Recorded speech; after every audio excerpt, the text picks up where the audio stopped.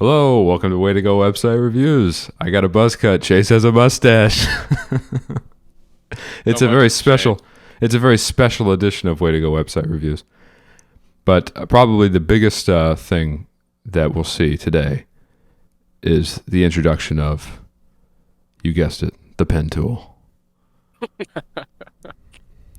Everybody get excited. So this is Way to Go website reviews. This is where we look at random websites and we tell you ways that we think that they could be improved, whether that's design or copywriting or just structure or web development. Today we're going to look at Huff and Puff Cleaning Services, which is a very it's a story branded site, which is kind of a Way to Go website. Specializes story brand websites like websites that are based off of the book Building a Story Brand by Don Miller. A lot of stuff we're going to talk about is based off of that book. It's also based off of some blog posts that I've written. That's going to be in the description. We're going to be covering mostly the homepage today. I think maybe even entirely just the homepage today. And there's a PDF that you can download. It's in the description as well, which kind of gives you an entire example of how to make a story branded homepage with some examples. I think that's everything we're going to talk about. Oh, this is Chase Graham. He's a designer. He's my friend. Everybody. And then my name is Joe Hinckley. I own Way to Go website, waytogowebsite.com for custom websites for nonprofits and businesses as well as podcasts. Okay, so let's talk about Huff and Puff. Huff and Puff Cleaning Services.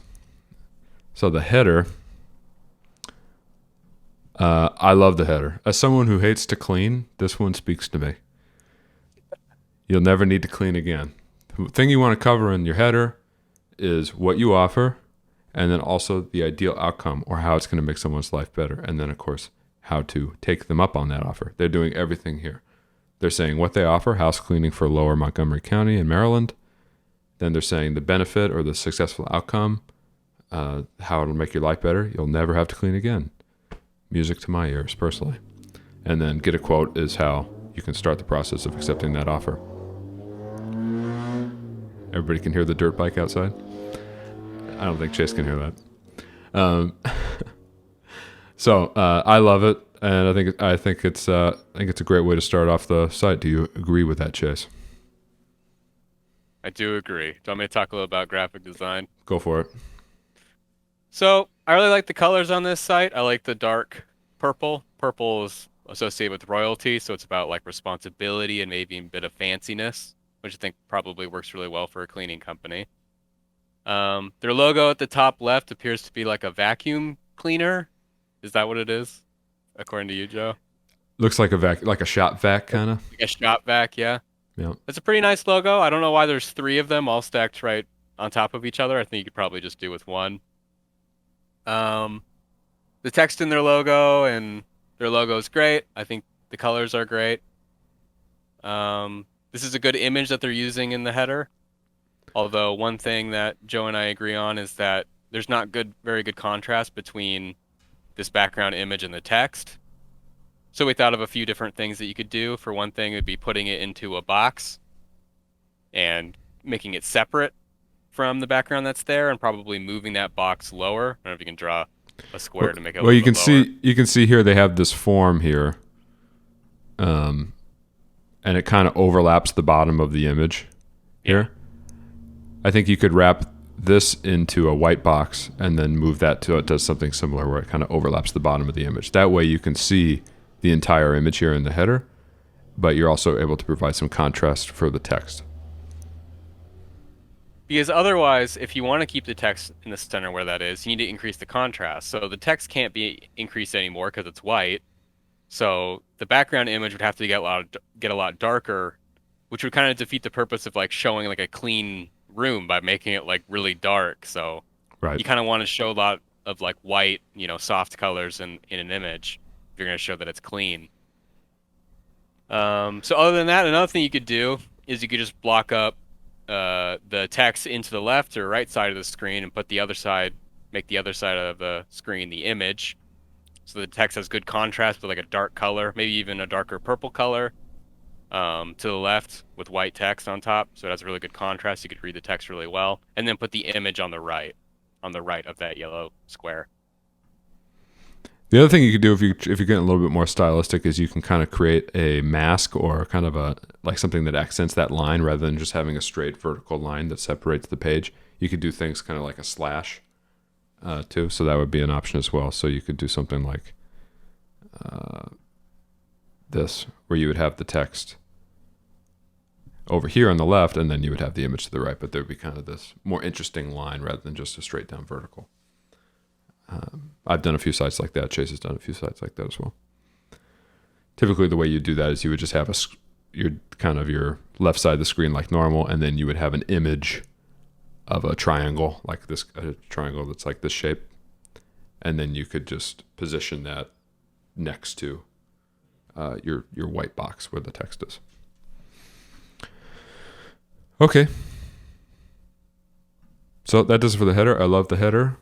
I'll also maybe mention it at this time on their about page. I kind of like this image a little bit better just in terms of contrast. If you're going to do a header in this style, not in the styles that we just talked about kind of breaking the text to the left and the image to the right or things like that. If you're going to have text over the top, better to use an image that naturally has contrast. So this is just a darker room. So you can kind of maintain that natural look while being able to put text over the top rather than artificially darkening the room, which can, like Jay says, kind of not convey the same meaning that you want it to convey with like a bright, clean room, So, but this one is just very naturally this way, and it works better. Okay, so that's that. And then we've talked a little bit in the past about kind of order of your sections. So there's a specific order that I lay out in the blog post, which is in the description. So 7 things you need on your homepage. You don't have to have that order, but I think what's important to realize about that blog post is that it's all story branded stuff and based off of how do you communicate value to your customer. Kind of what order you should put things in, what sections you can add that will be of interest to somebody. I think the problem that we're experiencing here is that they're interrupting the order, which is fine, but they're interrupting it with too much of a commitment too soon. So they're saying, "You never clean again, get a quote," and then it's just immediately sign up. That's a little bit fast, You typically want to kind of work people through, like, here's what you're getting out of it, here's who it's for, here's some proof so you can, believe us. So what I would personally do on this website is that you already have your main call to action button, which you're doing a great job of. You're putting it up here in the top right of the nav, and you're putting it in the header. Just leave a separate page for this quote form. That's what this is. This is the form you need to fill out to get a quote. Just have a separate page like / get a quote, and just put the form on that page. So people can go to it right away if they want by clicking that button, but they're not immediately presented with it. And I think part of the problem with this is just the way that this form is laid out. It's an embed, but there's just some pretty obvious basic problems with it style-wise. Would you like to point those out, Chase? Yeah, so if you scroll inside of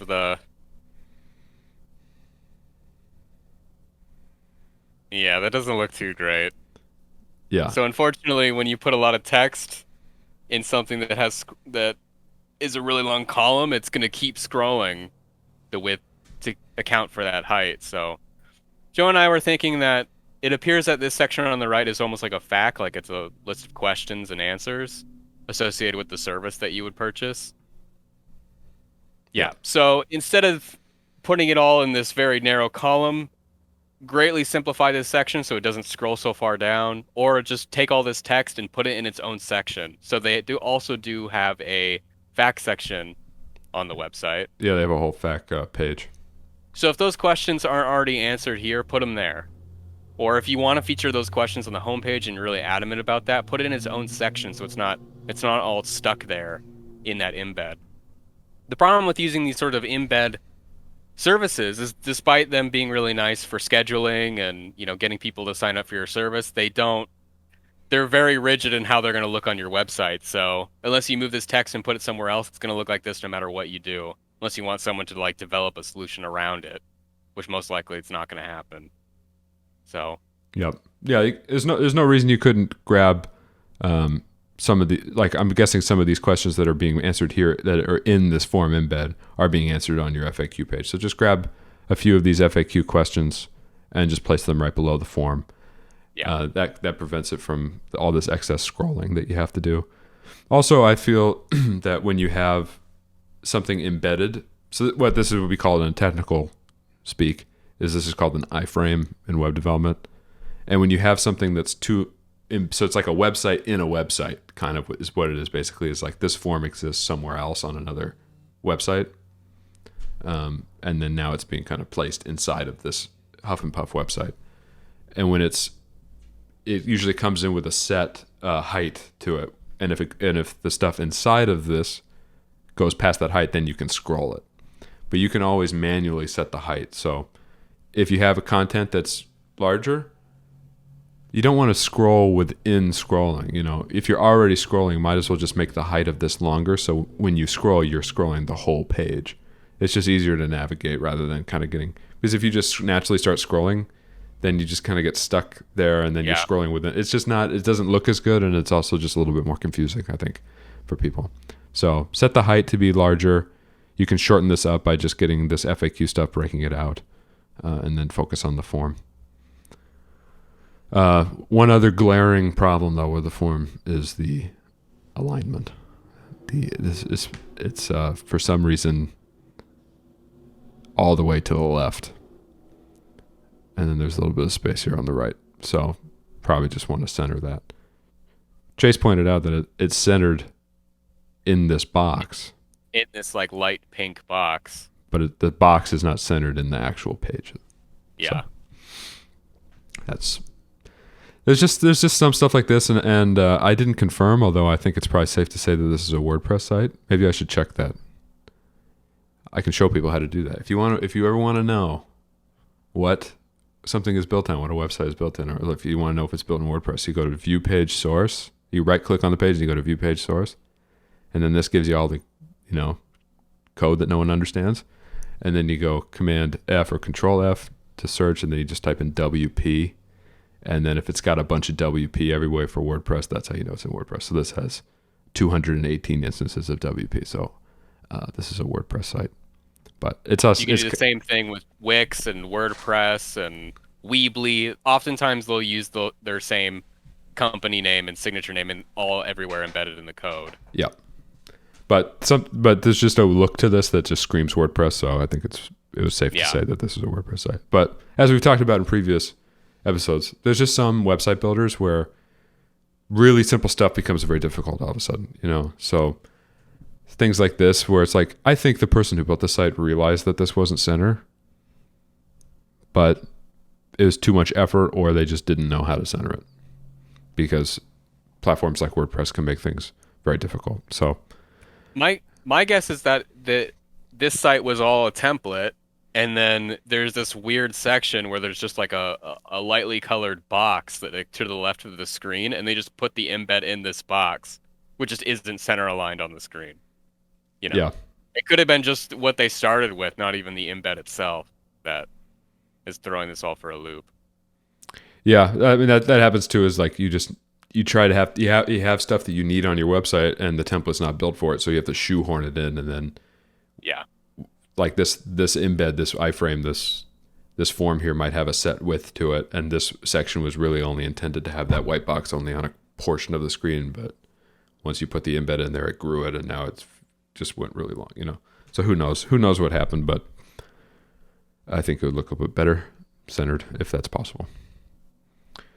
But again, what you should take away from this in this section is that you're asking too much. You're asking for too much commitment when you just scroll down the page and you immediately see like a sign up form or, requesting a service, a form that you have to fill out, because you haven't learned anything about the service or the website. What is different between this service to any other service website that I would go to? You wouldn't immediately, there's no point of the rest of the website if someone's immediately just going to sign up for it, which then most likely they aren't. Right. So they're going to scroll past this, they're going to see the other sections of the site, and then they're going to scroll back up and then fill it out. It just doesn't make any sense. First they're going to scroll through this, and then they're going to keep scrolling. But yeah, it's just something that people want to see the value more. They want to see, why should I do this first? I imagine everybody passes that. Like you're saying, Chase, I imagine everybody passes this section the first time through. And then here's another example of that asking for too much. Next thing they talk about is gift cards. Explain the value, explain the problem that you solve, explain why people would benefit from using your services first. And then maybe and they probably won't even get a gift card until they've used their services. They've used your services, Yeah. Maybe even a few times they would wait to get a gift card for somebody. So all this stuff isn't bad. It's just break these FAQs out into the FAQ format that you have elsewhere, put it below so it doesn't make this giant. Move this whole form to another page where people can go to rather than kind of cluttering up your homepage, and then just get more into value-oriented stuff, like this. This should be the second part of their homepage. All that form stuff should be somewhere else, and this should be immediately after the header. This is what you would call the problem section. This is where you get into this is what's wrong with the way your life currently is, or something that's frustrating about the way your life is, but it doesn't have to be that way. It can be better than that because we can help you. So you have better things to do than spend your free time cleaning. I agree with that. That's how I feel. I would like to have, a service that does it for me so I never have to think about it again. It sounds great to me. So reclaim your evenings and weekends, do something fun. So it's kind of emphasizing time. It's saving you time. And it's also saving you stressful things that you don't want to deal with. So that's the problem. They're the solution. And then they followed up with the get a quote call to action. The importance of the call to action, including it, and they've concluded it everywhere that they should at this point. The importance of the call to action is giving direction. Some people get self-conscious about putting buttons everywhere because they think oh, am I being too pushy or salesy? On a website, people don't get annoyed by buttons. It's unless they get annoyed by pop-ups, things that interrupt them. Being interrupted is annoying. Just putting a button on a page is not an interruption. And it just adds clarity to somebody on the site. It's what do they want me to do? What do I have to do? If you see get a quote buttons everywhere, then you know that the thing you have to do next is get a quote. So they're doing great. This image is very nice, but I think maybe it could just be a little bit more fun. Do something fun. I'm sure I don't have a son that I can put on my shoulders, and I'm guessing that is fun, but this isn't necessarily the image I think of when I think of fun. Right, Chase? Yeah. Could be people playing tennis or doing some outdoor activity that's fun, or a family playing a board game or something. It doesn't just have to be just some stock photo of a guy with a kid on his shoulders. There could be more that's going on. Also, that image is so big, and then the text to the right isn't aligned very well with the image. It's not center aligned. It's it feels like a section that just really just shoved together. Yeah, I agree. More alignment problems. Just like we discussed up here. But it could be the theme of WordPress. It could just be that they're just stuck with how this looks, really. So yeah, typically what I would do in a section like this is that I would have this text left aligned, kind of against the image, and follow this kind of natural border of the image, that kind of naturally contains it. But I think there is something about having this all in a box, which, by the way, also doesn't feel super intentional. I know that there's settings in WordPress where you can say, should the background be full width or contained? And sometimes just naturally it goes to contained, and then this gray doesn't extend all the way across the screen, which it probably was maybe intended to. But it doesn't necessarily look that bad. And there is something about having this centered when you also have this natural border over here, So I don't know. I don't mind this that much, but I think you're right, Chase. Having this vertically aligned so it's centered with this image would be a good thing. By the way, we have the pen tool. I'm going to use it. Gosh darn it. This is the pen tool special. I'm going to let it shine. So what you do, you can also decrease the size of that image too. Yeah. You take this and then you move that down a little bit. That's what we're saying. Move it down a little bit. That yellow might be hard to see, but I'll up the transparency a little bit. But there we go. That's going to solve everything. All right. So this was a bit of a confusing section. So typically what you would do is you would do the header, then you do the problem, and then you do the value section. So I assumed that this was the value section, and Chase and I were kind of looking at it and we were thinking of it as value. But it was also, the point of the value section is that you're trying to describe the value for your customer. What does your customer get out of this other than just a clean house? What's the added benefit? of it. How does it actually affect your life? So we were looking at this and we were like, oh yeah, it's kind of a value, but it's not really customer oriented. It's more oriented towards themselves. About we've been here for 40 years. We have some of our customers have been with us 25 years. Like that's nice for me to know as someone who's potentially going to use the service. Like, oh, people have thought well enough of the service that they've used it for 25 years. That's good. And they're top rated. Okay, that's great. But this really isn't a value section. It occurred to us later that this is what you would call a proof section, which is basically like, here are some things that back up what we're saying about ourselves. Here are some reasons you should trust us. And really, this is kind of a stats section the way this is laid out, except they don't emphasize the stats. Here, they're bragging about their longevity and that they've been here for 4 years and that they've had clients for 25 years. So those are two important numbers there. Top rated, they don't really use a number, but they're just saying it's top rated. They're saying they're top rated in the region, but they should probably use a number saying like we've gotten X number of 5-star reviews, which you would see on their about page that they actually say that they've gotten hundreds of 5-star reviews. So then you also got team driven. So this is saying like our employees really like working for us, which means that they do a good job for our customers and the customers like that. So the big number here is 50% of their employees have been with her for more than 10 years. So the way that I would restructure the section to be proof of your of how successful you've been and how good of a service you offer is that you would form this into stats and emphasize the stats. So here you would say 25 years. Many of our happy customers have been with us for more than a quarter of a century or something like that. And then top rated is like 115 5-star reviews on Yelp or something like that. And then here is 50%. Over half of our employees have been with us for 10 years, and happy employees mean happy customers or something like that. It's your proof section that should be emphasizing those good numbers and stats that you have.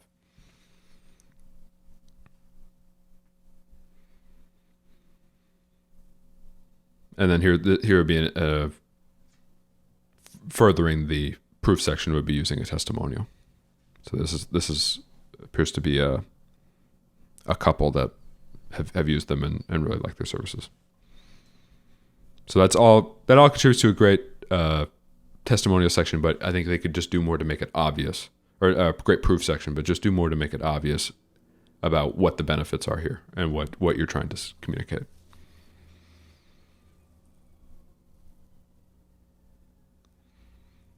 And then this is probably my favorite section on the website in the way that they did it. Their process section. So basically this is like step 1, do this, step 2, do this, step 3, do this. So it's extra clear to people that are looking at this, like what they need to do in order to do business with you. Would you agree, Chase, that this is pretty well done? Titles, I think the best thing about it are the titles. You get a quote, you schedule a cleaning, and you love coming home. It explains the whole process of what it's going to be like if you hire this cleaning service. I think that's great. Yeah, I love this whole thing they do just perfectly. It's like so clear. Use our free online tool here, and they even link to it. Get your instant quote. Schedule your first cleaning. When you have your home professionally cleaned every 2 weeks, you'll never need to clean again. Love coming home. Imagine walking into your home feeling welcome and relaxed. Like I can already feel that emotion because that would be awesome. Like I never used the word awesome, and I just used it. You can see how impassioned I am about this. I'm using awesome. Pretty soon I'm going to be saying epic. But not stressed about the work that's waiting for you. Perfect. It's like the process, but it's also re-emphasizing the benefit of doing it and why you would want to do it. So I think it's fantastic. Yeah, there's a good value tied beneath each of them. Even on the first one, it says use our free online tool. Yeah, which is a little obnoxious, but it's like, oh, it's value. It's like it's just this easy tool I can use to sign up for it. Yeah, perfect. Chase, help me out. What does bi-weekly mean? It means 2 things. It means every other week and 2 times a week. It is one of the dumbest phrases that doesn't really mean anything because it means 2 different things. Yeah. So I think that maybe this could be rephrased a little bit. That's my only complaint on this section. So just say we'll clean your house every other week so you never have to clean your home again. Or we'll say we clean your home twice a week, which they probably don't. I think it's every other week. So just say twice a month we'll clean your house, or every other week we'll clean your house so you don't have to clean your home again. Whatever. Something like that. In the middle section with the clock, they say cleaned every 2 weeks. Right. So If Just we didn't see, if I didn't see that, I wouldn't know if it's every other week or 2 times a week. yeah. This has always bothered me. Like for reason Chase saying, like people sometimes will say bi-monthly. You don't know if that means every other month or twice a month. Bi-weekly, you don't know. It's just a terrible phrase. Nobody Yeah. should ever use. Yep, way too confusing. Other than that, I love this section. This might be my favorite section. Other than that little thing, this might be my favorite section of any website we've looked at so far. I just really love this one. It's great. They did it perfect. Okay, so this is kind of where they get into a value section, which is like this is what we do that benefits you. This is why you're going to want to use us, because we do these extra things that make it more valuable than just getting a clean house. Like we'll do these extra things and do it in this particular way that makes it more valuable. Problem I have with this section though is that they emphasize only one value before going into the other one. So it's like you expect this section to be all about safety, but it's not really all about safety once you read this paragraph. So typically what you'll see for a value section, especially if you're highlighting like here's 3 values or 4 values, is you'll have a column for each one. Just like in the process section here, you have a column for each step. That makes it a little bit easier for your brain to kind of go like, okay, they're talking about this and they're talking about that. When you have something like this, where the biggest thing in the section is about safety, you expect this whole section to be about safety, but it's not. It's not really. So they offer green cleaning, so you don't have to worry about your children or pets. The staff is bonded, insured, and carefully trained. Our service is reliable, prompt, professional, and cheerful. So, and then they also say we can tailor our services to specific needs. So they kind of have 4 values here as like customization. Here is like quality service. Here is like low risk. And then here is like safety, kind of. So they have these different ones. My biggest, Chase and I he was just telling me about kind of what bonded and insured and careful, because I'm not from a background that deals with bonded and insured and things like that, so I don't really know exactly what it means. Generally, I see that used on sites a lot. I think generally people kind of understand, but so this is kind of just about reducing risk. That doesn't need a whole lot of explanation, I don't think. Also, this is very self-explanatory, just good service. This is a little generic, but you generally understand, like, I guess it means like if I have vaulted ceilings, they'll be able to clean my vaulted, they'll clean something that's like a ceiling fan that's way high up, or I don't know, something like that. But they should list those ideas as examples as to what they can do. Like, maybe you have like antique furniture or something that needs like special maintenance or something like that. Like that should be listed here. I'm not really being communicated to if I just said specific needs. It's too broad. What does that mean? Yeah, I think they could stand to just give us a little bit more insight into what they mean. I think for me, especially on this one, I don't really know what green cleaning is and why it's safer than non-green cleaning and how common is green. So like cleaning that's safe for your whole family, we offer green cleaning so you never have to worry about. But why do I not? Because green to me just says like it's good for the environment. It doesn't tell me like it's not poisonous or it's, it just more so says to me like we use all natural chemical, or something like that. I don't know. Explain like why you would use biodegradable or all natural chemicals. Like what's the downside of using bleach or something like that? And in what instance would it be? What would it be bad to use something that's an alternative? Like, should I be worried about like if I go to a different cleaning service, is there a chance that like my child is gonna grab a bottle and start drinking it, or something, drinking. Don't scare people too. Well, I just don't get too graphic, but you're gonna get cancer if you. No, don't say that. Don't say that. But I just need a little bit more information here because I don't know anything about green cleaning, and it's not obvious to me what the benefit is here, other than them just saying like it's safe. But I don't really. Is that really a concern I should have? I don't know. So. Right. So this could just be laid out a little bit different. That makes it easier to read, and then also maybe just go into a little bit more detail about kind of like ways that they can, because there probably is a certain type of house where people go like, oh, but I've got this weird, like will they clean my chimney or whatever? I don't know what, like Right. If you do, say it. Say that you clean things that people might expect you not to clean, or like other places don't. If you can tailor your services to their specific needs. So, but restating that call to action, fantastic. People love dogs, and this works for the safety thing. It doesn't really work for the rest of these things, but when in doubt, put a dog photo in there. That's usually what people do. Even the people in the photo are admiring the dog. Yeah, It's about the whole family, but everyone's like, "Oh, the dog." this is an dog adoption agency. That's right. The dog looks a little terrified. I don't know if I'd use that photo. He does look a little sad, maybe. Okay, while we're on that, we're like, this doesn't really scream cleaning, and neither does this doesn't really scream cleaning, and this doesn't really say cleaning either. Just one observation I had up here, and this probably isn't even worth bringing up now, but the logo to me looks like they make pastries. Doesn't it? A little bit? Yeah, kind of does. It looks like... Yeah. Yeah. Puff pastry. Yeah. There's something very kind of culinary about that font for me.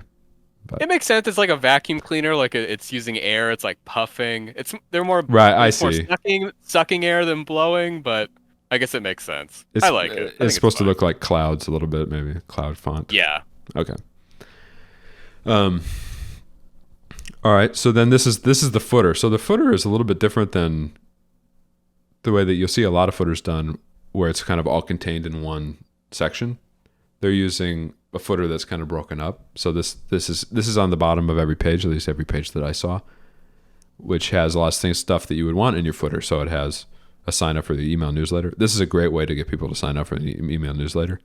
Oftentimes you'll see people that use like lead magnets. That's what I use. By the way, if you want to download the homepage handbook,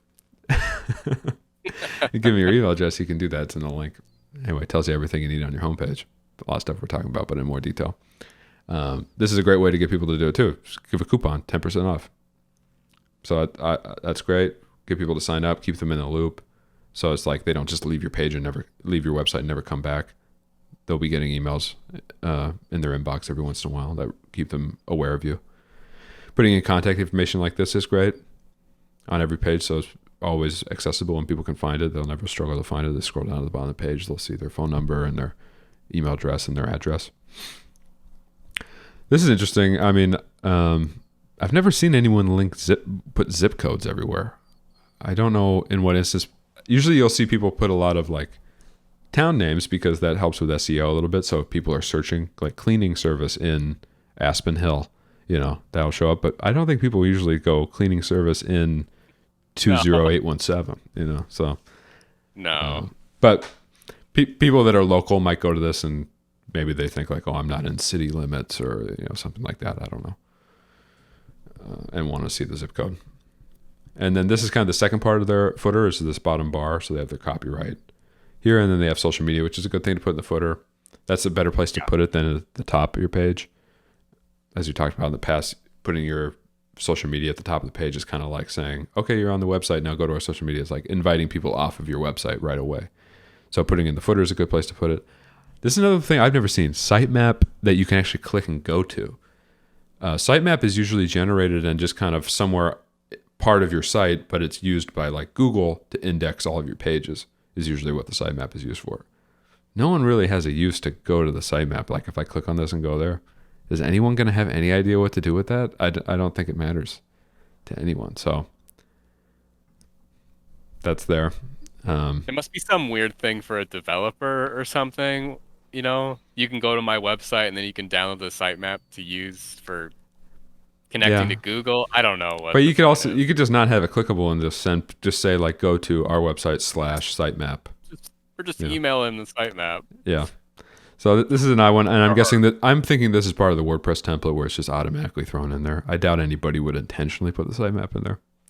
In the comments, if we're way off on this and there's a reason for that sitemap to be there that we're not aware of, leave us a comment.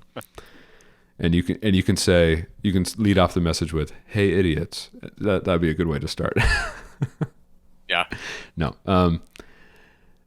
Yeah. Don't do that. That'll hurt our feelings. But so yeah, I think there's not really anything I would say about the footer except for you can put some more links in here, like put links to other places on your page.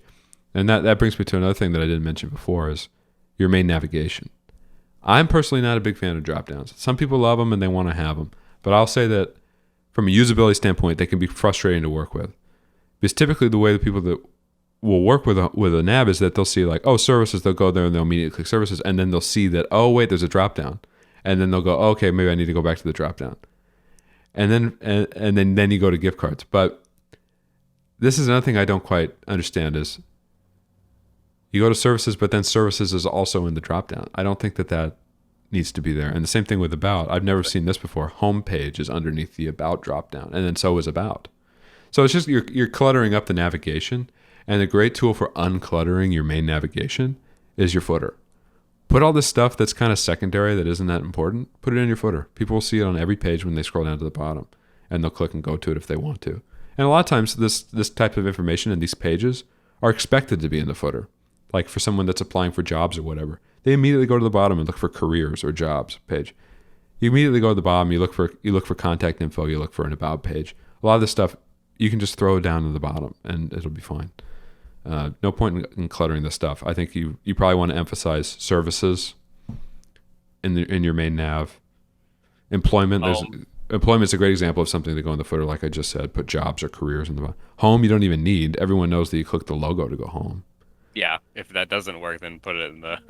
Yeah, but a lot of this stuff is just like it's just clutter.